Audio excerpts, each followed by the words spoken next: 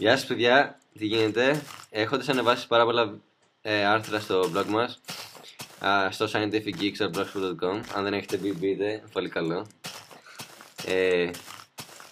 Με αφορμή το καινούργιο update κιόλας που έχει εισάγει τις λάμπες στο Minecraft, έχω σκεφτεί να φτιάξω ένα tutorial για το πώς λειτουργούν οι οθόνες. Για να πάρετε μια ιδέα είναι αυτό. Εντάξει, μην πάρετε πράγματα, το ξέρω. Είναι λίγο μπερδευτικό. Αλλά σε λίγο ελπίζω να το ξεκαθαρίσουμε όλα. Λοιπόν, πρώτα να δούμε λίγο τι εννοούμε οθόνη στο Minecraft. Δεν εννοούμε την οθόνη με κάθε πιξελάκι. Εννοούμε αυτό που είναι και στο κομπιουτεράκι σας που κάνετε τις πράξεις.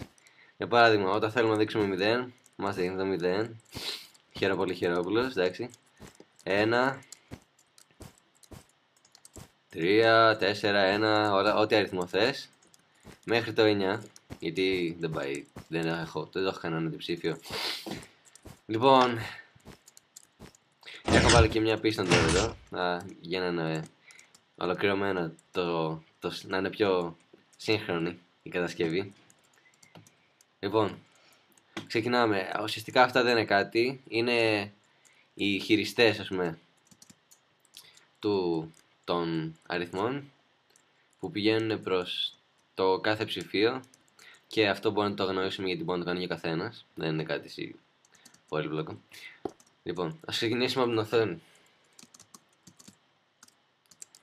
Κάθε γραμμή, όπως αποτελείται και στο κομπιουτεράκι σας, αποτελείται από μια σειρά από γραμμές, ναι.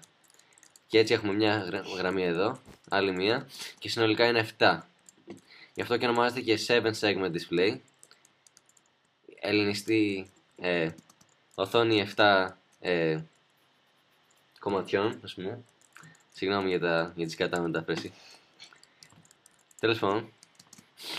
Και κάθε από αυτά ελέγχεται από αυτά εδώ τα τετραγωνάκια. Τα torches συγκεκριμένα, εντάξει.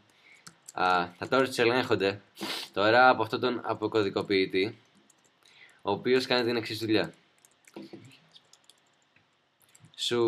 Σου κρύβει ποια γραμμή δεν θες να δεις, ας πούμε. Ας πούμε στο 0 δεν θες να δεις την μέση γραμμή, που είναι αυτή εδώ.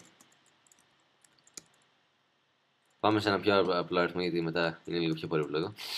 Στο 9 δεν θες να δεις την, κάτσε να το ακολουθήσουμε για να δούμε ποια δεν θες να δεις, την κάτω αριστερά, και ούτω καθεξής.